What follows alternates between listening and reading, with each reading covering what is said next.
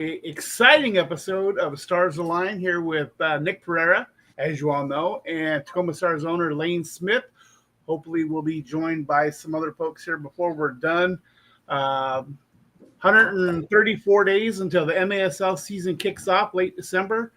Wanted to chat with Nick here for a little bit. Nick, 8 years with the Stars.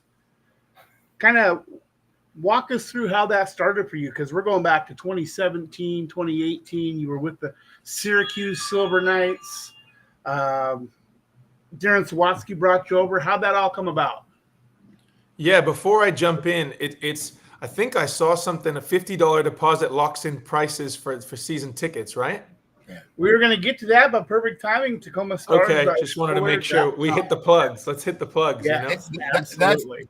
That's the most important thing of all of this is that right there. So $50 tickets, $50 deposit locks in next season's tickets, right? So get them at last year's price. At last season's prices. So TacomaStars.com.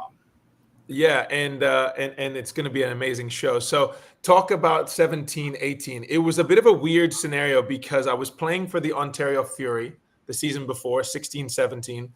And then it based off the conversations I had kind of with the organization, it sounded like they weren't overly excited about me coming back, and they didn't want to trade me to a team that was within the. This was when we used to have conferences, right? So they didn't want me on the West. Right. So Syracuse happened to come into town, and they were going to play against Turlock and San Diego, and so they thought, okay, well, we'll trade them to Syracuse. And so Tommy Tanner gave me a call and said, hey, we're starting our season tomorrow. Do you want to come on our team? I thought, yeah, let's do it. And then I only ended up playing 3 games, none of which were in Syracuse. Mm-hmm. And kind of as Christmas went by and New Year's, I kept getting kind of texts from Darren being like, hey, you're not playing. Why are you not playing? What's happening? And every time I'd come up to Tacoma, he used to call me big man. He'd be like, hey, big man, if you ever want to play up here, you just give me a call. You give me a call. And I just thought, okay, whatever. And actually, Corey Keats, one time when I was playing for Ontario, tapped me on the shoulder and was like, hey, man, listen, you should come up and play with us. So anyway, somehow we connected over Christmas, over New Year's, and he said, listen, if you'd like to come up, we'll sign you on a per game basis. Try to come up this weekend and see how it goes. And I thought, okay, well, I'll try to come up and see how it goes. And actually, funnily enough, the first game I ever played for the Stars was against the Ontario Fury at home at Showware. And I actually scored a goal with my backside. So that was the first goal I ever scored for the Stars. It was a rebound off my butt and it went in. So that was my first goal for the Stars. But Darren was always in my ear and he was super cool about it. And he always was really, really open with me. You know, like we had a discussion that wasn't always coach player. It felt like more than that. So we started off that relationship in a really positive way. And he was very formative in what ended up being the next step for me with the Stars. Now, speaking of the next, I have a little behind the scenes. Tommy called me, and you were flying across the country to play games, and I don't think you were really happy about like, okay, I'm San Diego, I gotta go to Syracuse for a game, and then the flights were crazily expensive, and so we got together and did what made sense, really. Yeah. Now, Lane, did you expect the very next season this guy that you got from Syracuse was going to score 80 points and win his first MASL MVP the very next season? Well, I might have been hoping for that. I sure didn't want to let Tommy know that, though, when I was talking to him. Yeah. No, that first season was crazy because I was living in San Diego, and that was actually the first 3 seasons. I was living 3 or 4 seasons. I was living in San Diego, commuting back and forth. And the culmination of my time with Syracuse was a game at Baltimore where I literally flew in, got there 3 hours before the team, had to get a rental car, drive 2 hours. I had to coach the next morning, so I had to get on a 2 a.m. flight. And we kind of both had this moment, Tommy and I, where we kind of called each other and we were like, hey, it's not going to work out, right? And he's like, no, it's not really going to work out, because he was paying a boatload to get me out there anyway. Yeah. Timing. Your time with the Stars, here we are, 367 points later, 2.6 points per game, just 17 shy of 500 points. I'm going to ask you this because you're one of those few players that's half and half. It's like half goals, half assists. We see a lot of guys that'll score significantly more goals than they will assists. You break pretty much right down the even. I think you have 3 more assists than you have goals. If you had your choice, what would be better for you? A banger in the fourth quarter to give your team a lead, or one of your back heel dishes across the box where the goalie doesn't even see it coming for an assist on a goal? Which one do you like better? Man, it's hard to beat the emotion of a goal. It's really tough to, and when I think back on my time with the Stars of scoring some of those goals, there's one in particular at home in the fourth quarter I can remember where it's like hard not to jump around like a crazy person, you know? But I've always kind of understood soccer, especially because I've never been blessed with like speed.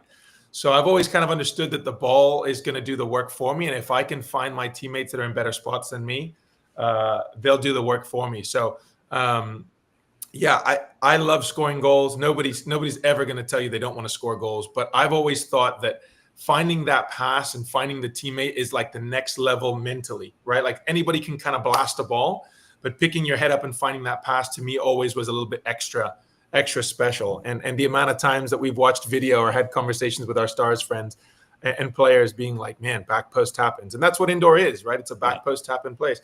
That's what Lane's Tuesday nights team's called, far post, right? You got to look for the far post. Yeah.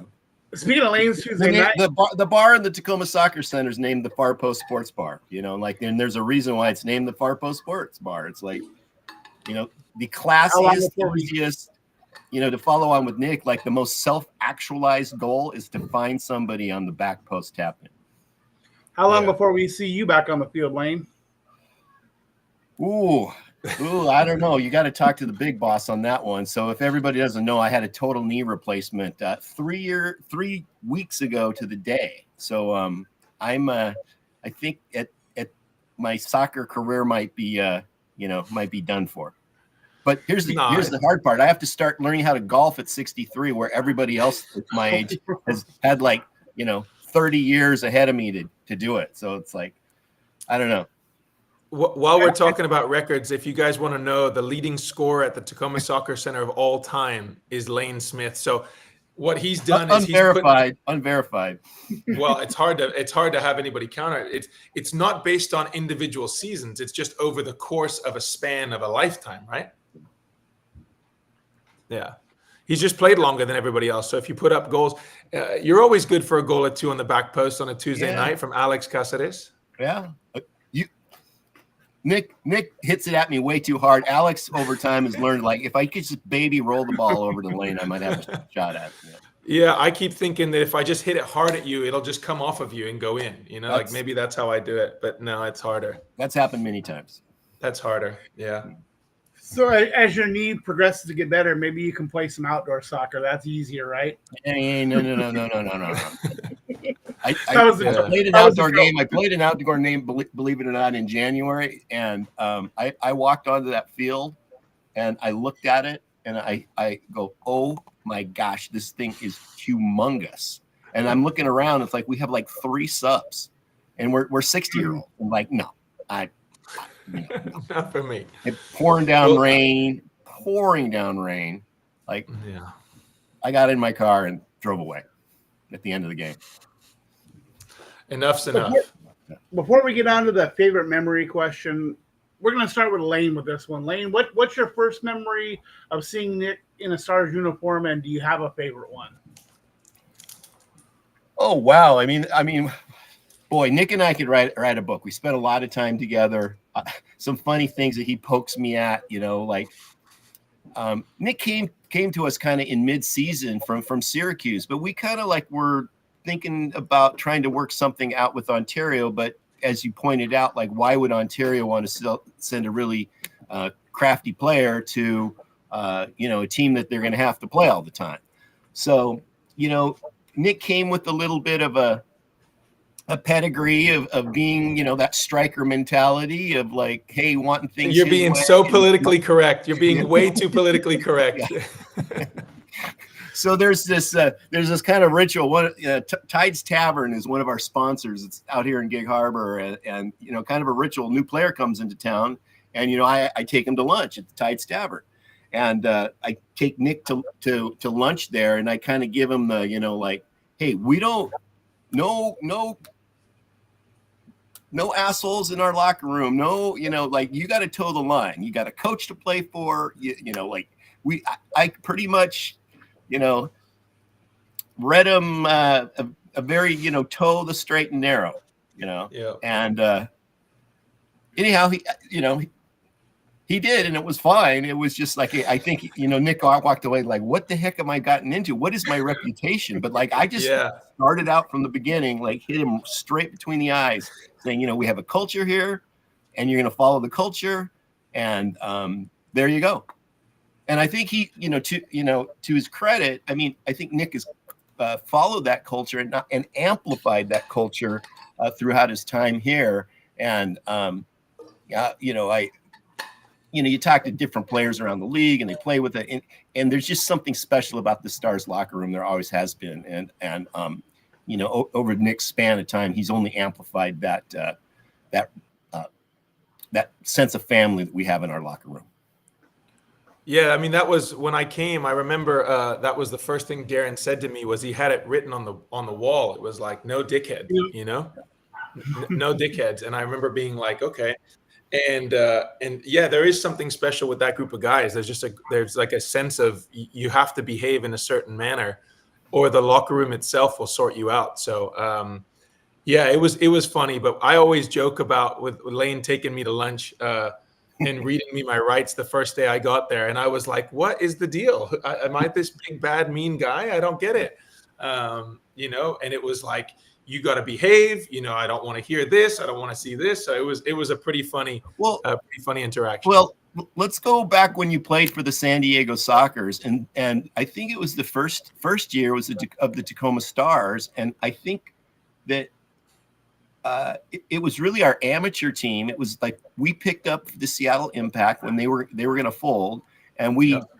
I threw together a team, wanted to make sure indoor soccer kept going. So we threw together the Stars amateur team that was playing at the Tacoma Soccer Center and made a go of it. And we went down to San Diego for a game.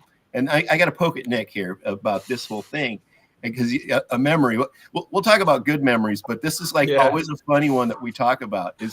So Evan Mundane, what very special Sockers fan, young man, had some challenges, and there was a charity match, and there was he got to be signed for a day for the San Diego Sockers, and he got to we let him. It was an actual score. He let him kick the ball into the net, and then the Sockers let us kick it. So the game pretty much started 1-1 with Evan Mundane scoring the first goal, and literally, and I don't know his name, but we had a very aggressive, I believe, Serbian defender on the team, and he was giving Nick the business and kicking him and whatever. It's like within 2 minutes, Nick gets red carded on this charity kind of game. He's out of the game. And so I always poke him about that, and he always remembers that, we're getting into negative stuff, but that was the reputation I was bringing with me. Yeah, was exactly. The guy that's who why got a red card. I had to go lunch with him, talk about that stuff. Guy who got a red card there's Stefan Mijatovic with the Serbian flag. In a charity game, the guy gets a red card. Yeah, I got kicked 3 times in the first minute and a half of the game. I couldn't believe it, and I got up and did something I probably shouldn't have done. Although I think nobody read me my rights as much as my mom did after that night. So there you go. One of the things that you talked about, the group of guys, maybe you can, Lane and Nikki can talk about that. It's not just the indoor team. We also have the outdoor teams, the beach soccer tournaments that you guys have been to together, TST that you guys have been through together. What do you want to talk about that? That's just been incredible. Well, Nick's won me money twice. Like I funded a team twice to go to Virginia Beach for the National Sand Soccer Championship, and we won a championship one year, and I think we got knocked out another round. But I got 2 checks. That's true. From the sand soccer tournament. Now those checks were probably less than the bar tab that I had to pay after I was going to say, I think they were less than the overall trip cost, but yeah. So, but I mean, those were a lot of fun. Oh, yeah. I mean, a lot of stuff we do, the TST stuff that we've done together, and that's a whole story in itself. And I don't know how much time I remember the first year that TST, you know, Lamar Nagel gets called from Mike McGee. You know, Mike McGee, an MVP MLS player, trying to put together a TST team. Lamar Nagel gets called and wanted Lamar to play. And Lamar goes, well, you know, I'm too old, but you should talk to this Nick Pereira guy here up in Tacoma. He can play. So anyhow, Mike McGee signs, you know, says, okay, yeah, Nick, okay, you can play. And I think that the MLS guys and Mike kind of looked at as Nick kind of being a fill-in player because they had a lot of MLS talent.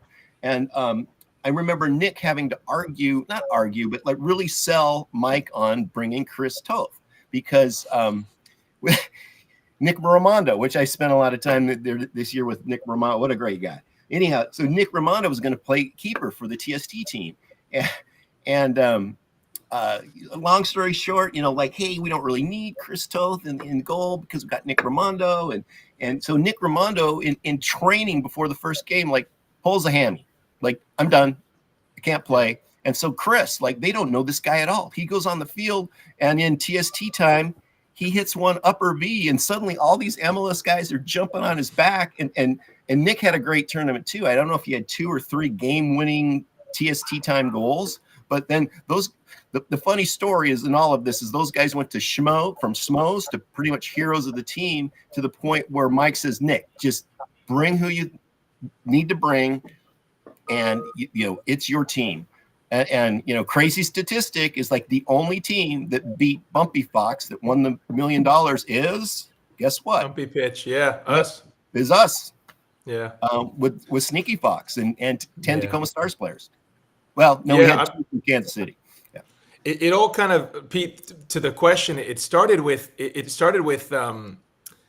you know, I've always been kind of like also with Chris multi-sport, like beach soccer, futsal, indoor, 7v7, whatever small sided we get into. And so it kind of started with us or me going to a tournament or 2 playing beach soccer and Lane and me just randomly being like, Lane, I'm going to Virginia Beach this weekend. Wouldn't it be so cool if we had the Stars there? And he was like, oh, I want to go to Virginia Beach this weekend and check it out and represent the Stars and market the Stars. Let's go.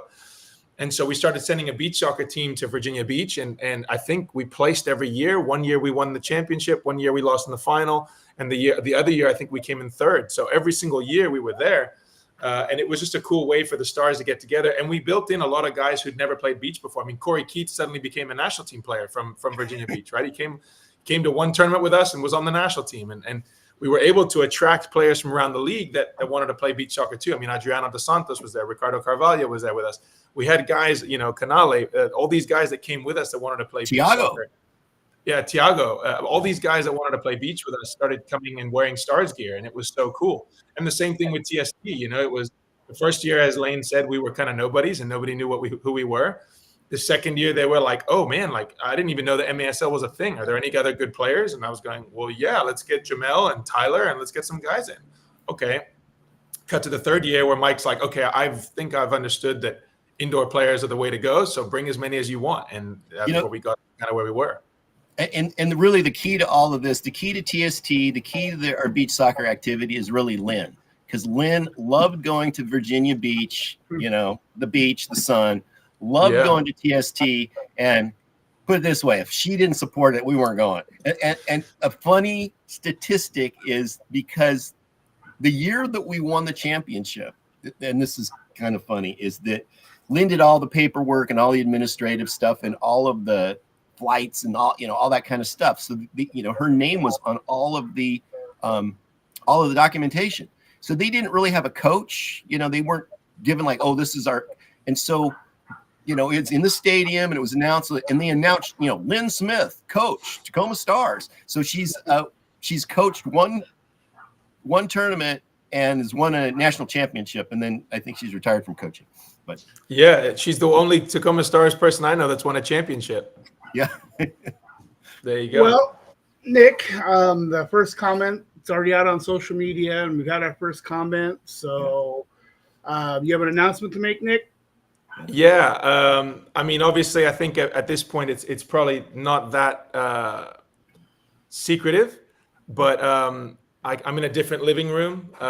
My family and I have made the decision, which is a very hard decision, to relocate back to San Diego. The first 4 years of me playing for the Stars, I was in San Diego, traveling back and forth. And now my family, we've made the decision to get closer to my in-laws who live 2 miles that way, and my parents who live 10 miles that way. So we've made the decision, which obviously comes with age, comes with circumstances of life, and it comes with having children and wanting to be around them and wanting their grandparents to have special time with them as well. So we've made the decision to move back.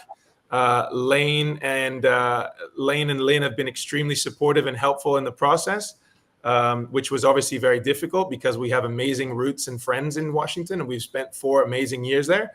But I will be moving on from the Stars, and regrettably so, because they've been the most amazing experiences of my life professionally. Nothing but gratitude to Lane and Lynn for everything they've done for me up until now, taking a chance on a kid who got a red card in a charity game, and letting him coach the team, and trusting me to go forward and bring the culture of the team forward. And some incredible memories that, like, I was watching Chris's show the other night, and he's talking about the back-to-back wins against Sonora, and he's talking about, or Chihuahua, sorry, and remembering the first time that we beat Monterey that was undefeated that came into town. And just, there's too many memories on the field, and there's way too many off the field to even start stat ranking. And as Lane said, we could have a book. But nothing but gratitude to everybody from the Stars. I'm forever a fan, and I can't wait to see how the club. I can't wait to see how the club moves forward, and I can't wait to see where they go from here, because the locker room they have is incredible. The players they have is incredible. The backbone of the organization, obviously Lane and Lynn, and Mr. Pete Richmeyer, who gets very little credit for the amazing work he does day in, day out. They've got an incredible setup there. And it's going to be really sad for me, but it's going to be a moment that I think my family needed. And at this point in my life, 39 years old with an 8-year-old and a 10-year-old, traveling up and back every week is not conceivable. So life happens, and it happens for a reason. I've had 8 amazing years, but it's time to go a different direction, always looking over my shoulder and knowing how amazing everybody in Tacoma is going to be, and supporting them all the way. Yeah, I think since the time you've been, I mean, we always knew that this day, would probably come. And, Nick, I mean, you've been just a tremendous impact on the Stars. And I think I talked about it a little bit in the release, but, Nick's impact on Northwest soccer hasn't just been the Tacoma Stars. I mean, he was the executive director of Washington Youth Soccer for a period of time, big time job.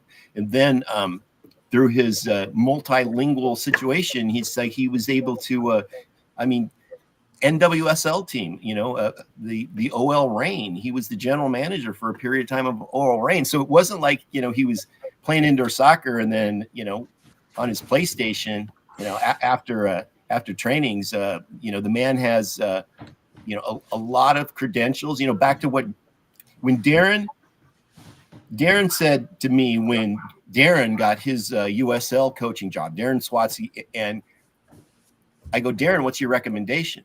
And actually, I didn't even ask Darren what his recommendation. Darren came to me and said, Lane, you need to hand the case to Nick. He has one of the greatest soccer minds that I've ever been around. And there you go. And that's what I did. And it's been a fantastic journey. But like I said, I think we all knew this time was going to come, and, family's most important. And I know your family. Yeah, you do. Yeah. Yeah. It's been an amazing ride. And honestly, when I stepped up, we were talking about the first memory. When I went up there, I didn't know what to expect. Honestly, what I thought was, if I don't score goals, they're going to kick me off this team because I'm a fly-in player. I'm the first one to go. And so that first year, I remember, I think Pete, you're talking about balance. I think that first year I had like 25 goals and 5 assists because I was like, I better score, otherwise they're going to kick me to the road. And then we started along the process of me coaching and taking on a larger role in it. And it became honestly my whole thing. And I think the hard part for all those jobs you mentioned, the Washington Youth Soccer job, the OL Reign job, the hard part for that was that my heart and soul was in the Stars, right? I was there for the Stars when I was trying to do everything in my power to get the Stars to go to the next level. How could I push us up? How could I make it bigger? How could I bring in new people? How could I get new players? How could I bring in and all those other jobs ended up ultimately falling on their face because I think the Stars was the one I was meant to do. And I think from my perspective, I was talking to some diehards the other day, and Dale and Sandy, and I told them, I said, as hard as it is to walk out the door, I think I'm walking out the door with my head held high, that I tried to do everything I could to try to bring the club forward, and doing so with what I believe was integrity and trying to do it in the best manner possible, and always trying to represent the club in the best way. So Darren was extremely, as I said, impactful on me being able to take the role. But inside that locker room today are some people who have been incredibly supportive of the process and are ready to take the next step in whatever the Stars looks like. So I'm excited, like I said, to see what that looks like, and forever a fan. So it's a really tough decision, and I could sit here for 2 hours and talk through it all. But I think that at the end of the day, when you make a decision for family, everything else falls to the wayside as secondary to what's most important, which is spending extra days with my parents, spending days with my in-laws, having them have that relationship with their grandchildren that we haven't been able to have being in Washington, and spending more time with my wife, truthfully, because when you're far from your own family, you don't get as much time with your spouse as you would as if there's babysitters around the corner, right? So it's all a big family decision. But we were very happy in Washington. And man, if the weather looked like what it looked like back there with Lane every day, that would have been a different story. But no, I loved my time there, and it's going to be hard for me to see it from afar. But yeah, it's been amazing. Nick, tell me about your first game coaching experience. Yeah. Man, the first game I ever coached, it was against the San Diego Sockers, and we beat them. And it was in San Diego. And I want to say, never beat San Diego in San Diego. Never, ever. I was going to say, I think it was not just new time. I think it was old time franchise record. Like, I don't know that they had beaten San Diego in San Diego. There was some sort of record that was there. And so the first game that I go to take the reins, Lane tells me, there's this theory called dead cat bounce. And I said, okay, what does that mean? And he says, well, whenever a new person comes in, gets in, takes over, there's going to be a bump. That next person that comes in the door is going to get an immediate bump from the people because they want to impress that new person, right? And so I thought to myself, okay, opening weekend for me taking over, because Darren took the first 3 games, is San Diego away and then Ontario the night after away. Back-to-back San Diego and Ontario. And historically speaking, those were 2 L's for us. So, we went down to San Diego, and we ended up winning on an Adam West bomb from like the halfway line, smoked it top corner from so deep. And we won, and we couldn't believe it. And it was that amazing, crazy feeling to beat them in their own stadium. If I have the game right, you had this tremendous volley that, Danny Waltman was insane that game. Craig Elson, I got to give him, credit, because he can get on the Sockers. He's pretty balanced sometimes, and he was all over those guys, and he was giving Waltman, deservedly so, like super props, because I don't know how many point blank saves that Danny had at the towards the end of the game, because they were all over us. But he threw a ball out to you and you hit it first time, upper V. It was a magical game. Your first game. Yeah, it was a crazy goal. That was exactly the right one. Danny picked the ball up and he chucked it the full length of the field, and I actually just started running the second. I knew there's times when your goalkeepers are playing that well that that, like, again, everyone's going to laugh because I don't defend that much anyway, but there's times when I'm like, okay, he's going to catch this ball. I don't need to defend. I'm just going to start running because he's going to catch it. And he caught it and he chucked it the full length of the field, and I hit it first time. And I just remember that game being like an insane moment because, when you watch a team from the outside, you don't know if the players are really that good or not because you just don't see them day in, day out enough. So watching Adam West score on a power play goal that game and then hit one from so deep, I just thought, wow, this kid has got something, and what a team we have. And then we went the next night to Ontario, and we beat them in their stadium as well, back-to-back wins on the road. And honestly, I probably should have just called it right there, because that was the most successful weekend I think I've ever had for the Stars. I should have just said, I'm done. Listen, I'm like the smartest dude ever. I'm done playing. But yeah, that weekend was magical. I think if you'd have told me when I went up and signed for that game from Syracuse that I would have spent 8 seasons there, that I would have played 140 odd games or whatever the number is that Pete has, that I'd end up coaching the team, that I would have won 2 MVPs with the club, that in that span of time that I was with the Stars, only one other player in MASL contention ever scored more points than me, I would have never believed you. I just would have thought, man, I'm going up there for a weekend to see if I can get the next weekend going. So it's been an incredible journey and a very unexpected one for sure. When Lane talks about coaching, I don't remember if it's last year or the year before you injured your knee, 10-game win streak when you were solely coaching. What's the shift mentally from when you have to worry about what your next shift is as a player and as a coach to now you're just coaching? What's the difference? What's that like for you? Well, that's a perfect segue, because I think in my next iteration of indoor soccer, I'm looking forward to just playing. Like, there's been a lot of stuff on my plate, and I think just playing is going to be a really enjoyable facet for me.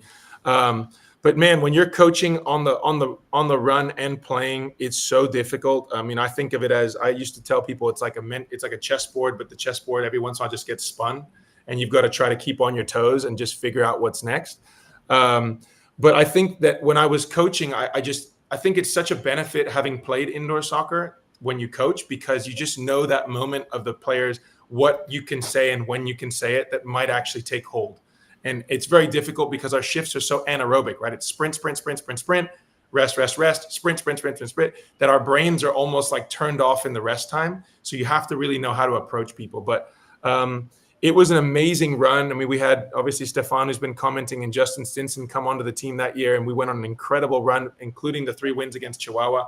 Although I played in the third one, it was really amazing watching the impact that I could have not playing. I'd always kind of been like, okay, for us to win, I need to score X many goals. And it was very interesting to see the flip side of that coin of, hey, if I'm not playing and I'm not able to play, like, look at the impact that I can also have and make sure this team, goes on to the next level. And beating Chihuahua that year, they were incredible. That was Janoni Martinez's team, and that team was unbelievable. So we beat them 3 times, including that dramatic one that Chris referenced the other night where, we're down with 21 seconds. They call a timeout, and Chris runs over and says, they're going to knock it back. And I go, I know they're going to knock it back. And he goes, so dude, they got this rule in the MASL. I'll run to the bench, have Jamel run off and pick the ball. And I go, whatever, the game's over anyway. If it doesn't work, it doesn't work. We might as well throw the dice. And so Chris throws the idea out. And I still can remember Evan McNeely's face because, and Stefan and Stinson. I mean, both of them looked at us like what we had just done was like black magic. I was telling Jamel, I go, put the jersey on, but you got to hide behind Evan, because if they see you with the jersey on, they're going to smell something fishy, right? So Jamel's hiding behind Evan like this so that so that they don't see him. And then they open the door and it times perfectly. I couldn't believe it. And so, it was really cool being a coach and coaching those men. And what I will say is, I had a conversation the other night with some of the players, and one of the players said something that resonated to me more so than any accolade maybe could. Is he told me, he said, whatever you told us to do, we were going to do. And to me, that's like a really big compliment, because we all play soccer. Anybody who plays soccer knows that half the time the coach is saying something, you're thinking, whatever, I don't care what this guy's got to say, or I'm going to go score or whatever. And for a player and a younger player too, who's still learning the game, to tell me, whatever you told us to do, we were going to do. If you told us to jump, we were going to jump. If you said we're doing this, we're all doing this. So that meant a lot to me, and it speaks to the culture of those men that were able to absorb that and take it on positively. And I think our success for the most part was that we were organized. I think we were usually not over talented, right? Alex, we were not over talented. We had organization. We had a group of guys that were willing to come together for a common cause. And so I thought that compliment was really, really powerful. And it was a very emotional moment for me to hear that from somebody who usually is kind of busting my balls about stuff, So you're right. Backstep was the only player that we had commenting so far, and I do want to extend him best luck playing for Lane Smith's other team this season. Thanks, Steph.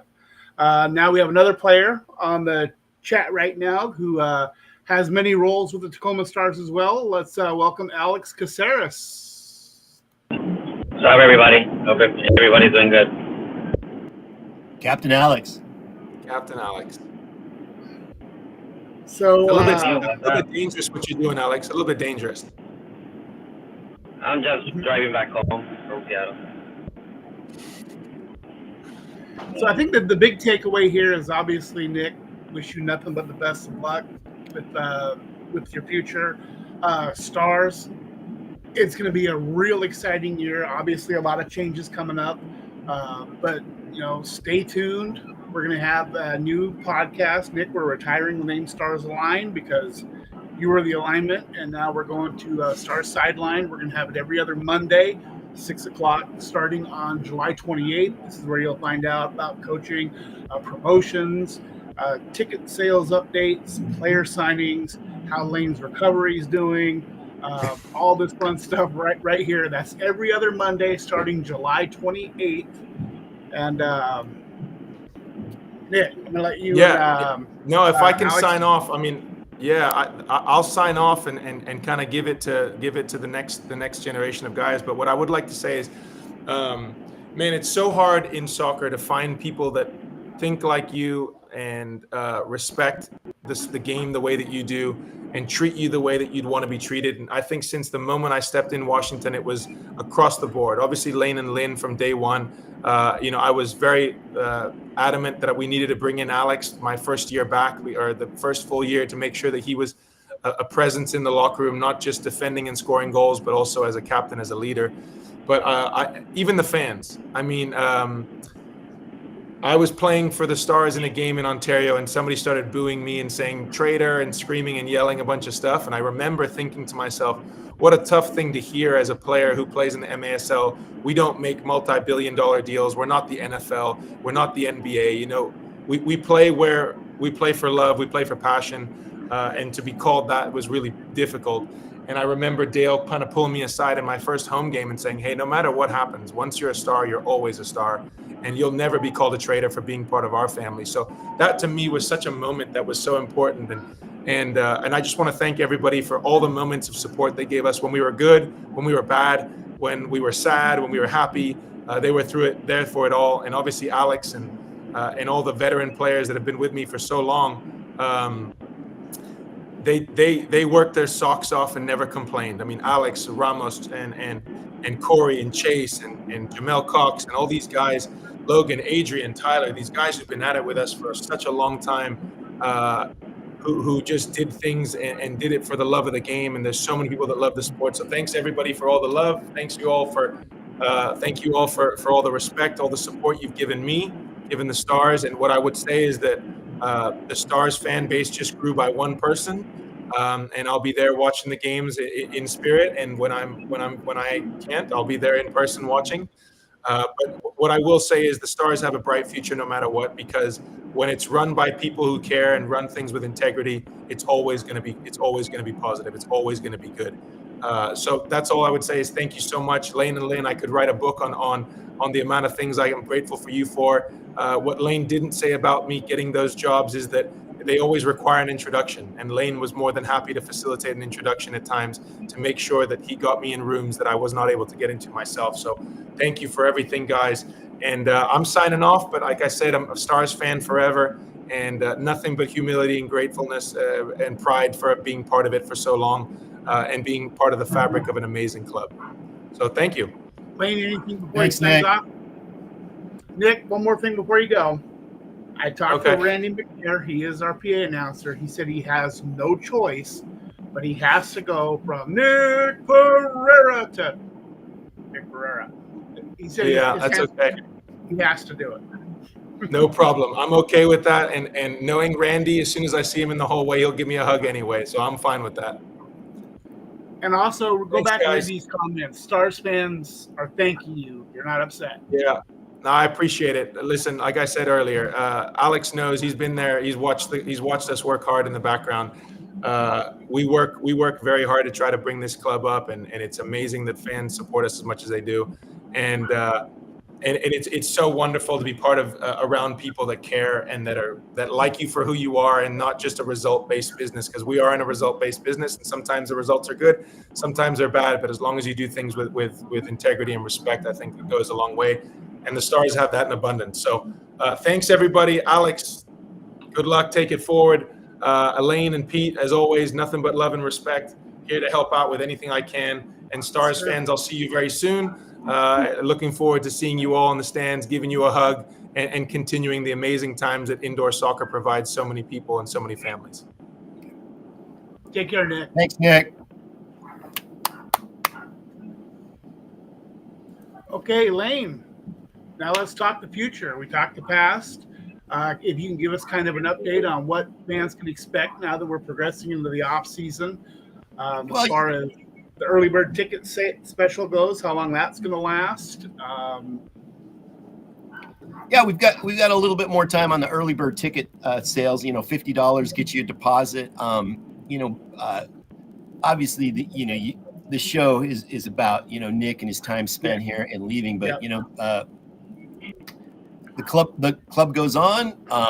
Yes, there's some things I can't announce, but got a few tricks up our sleeves. Of course, Adam will be back to lead the coaching staff. We've got some coaching additions that yet to be announced, but just stick with us, and a lot going on. Some player signings that yet to be announced.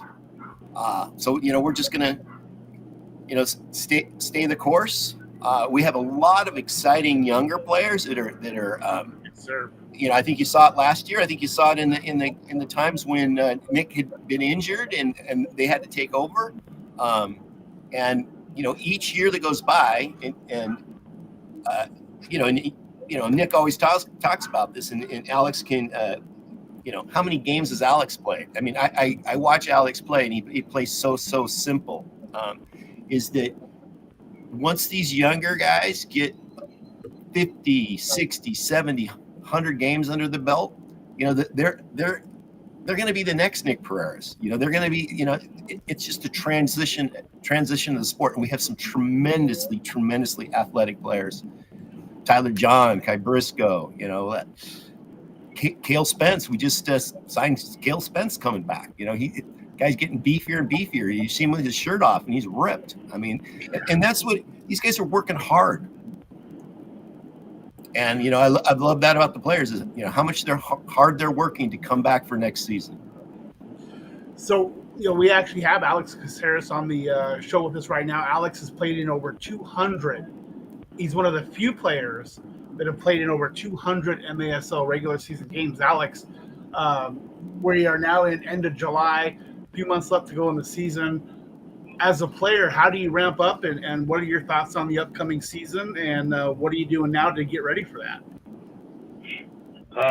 Well, before I start saying how you prepare yourself for next season, I want to thank Nick, for everything. He brought me to this team, and like he said, since day one, everything was amazing. I feel like family here.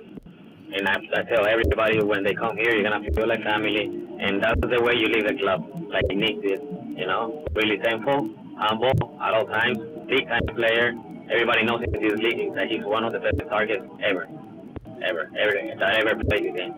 And now to prepare for next year, the life keeps going. Teams keep going. We got to get new talent like any other team. We have a lot of talent in Washington, hungry players that want to be the next superstars in this league. So we just gotta prepare and always compete, because this team is for that. We compete against anybody, and that's our DNA. That we compete about San Diego, we compete against Chihuahua, everything, and they know it. When they come here, and when we bring it. We beat the best teams. We lost against, probably not the best teams too, but there's ups and downs in life. But Tacoma Stars is always there to compete. So we need to prepare, have a good preseason, so have a few meetings with the veterans, with the new coming players, and I think we're gonna be fine. Without question, and that's one of the things that I joined the Stars team in 2017. Whether it's Monterey coming in 13-0, Chihuahua on their winning streak, this team can beat any team on any given night. And I think it's going to be a real exciting year. And fans, once again, one more time before we wrap up, $50 is all it takes to lock in your season tickets for the 2025-26 season. Go to TacomaStars.showware.com. A little bit of time left on that early bird special. You are definitely not going to want to miss a minute of this upcoming season. It's going to be phenomenal.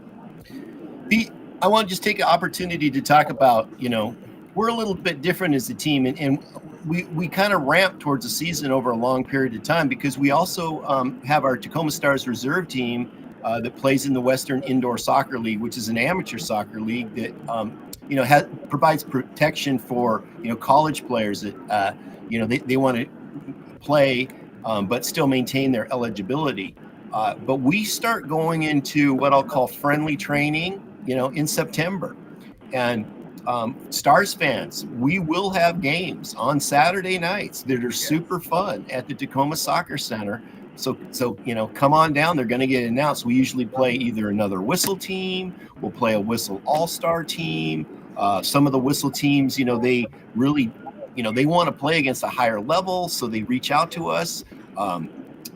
Host games. We host a blue versus red game where it's intermixed Stars reserves and Stars pro players. But that ramp happens starting September. So there's going to be games coming up at the Tacoma Soccer Center. And also Alex is having leading up, he's partnering with, I think, Felipe to put together a $10,000 cash tournament at the Soccer Center. So there'll be some big name teams, flying up for that as well. And it also allows us to scout some new players. So Alex, you want to talk a little bit about that tournament? Yeah, a really exciting tournament coming up in September 20th, 21st. Like you said, a lot of good players are coming from the NBSL, from Mexico, from California, and are going to be in this tournament. And also, the main reason that we're doing this is to look for new talent for the Stars or for the reserves. That's the main reason I'm doing this tournament, because there's so much talent in Washington that we need to look for. So the doors are open for all the teams that I want to sign up. We already have 11 teams. I'm sure we're going to get to 20 teams, and it's going to be a really, really good tournament. Wow.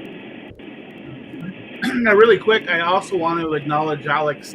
You are the coach of the WISL Women's League Tacoma Galaxy as well. So Alex definitely embedded into the Stars family.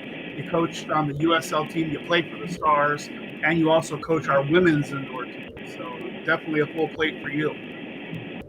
Yeah. I love coaching the women's last season. We did pretty good. There's so much talent here in indoor and outdoor.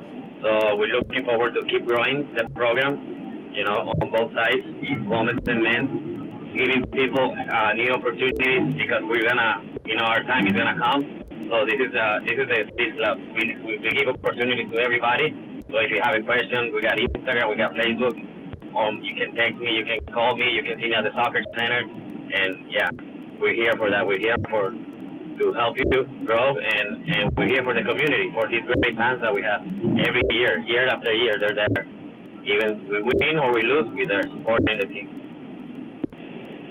Okay, kind of last thing I want to talk about are the Stars Nike summer camps. They are well underway. 180 campers at our last camp. Phenomenal. We have camps all over the Puget Sound. They run through August. Go to TacomaStars.com/clinics. Find a camp near you. Full day, half day options available. Lane, you want to talk about the camp program? Camp programs run by another Stars legend family. Alex Makeson, whose dad's Neil Makeson. Both longtime indoor soccer players, and Alex is he's taken on the role of camp director, and he's put together this program that we collaborate with Nike. And it keeps growing every single year. And it's not just, here's the craziest thing. The biggest camp for the Tacoma Stars last year was the farthest camp away from Tacoma. It was in Marymore, which was in Redmond, Washington.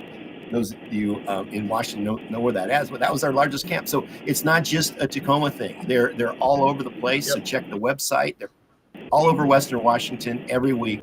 You know, there's a camp. So I guess it's about time to wrap it up. It's been almost an hour.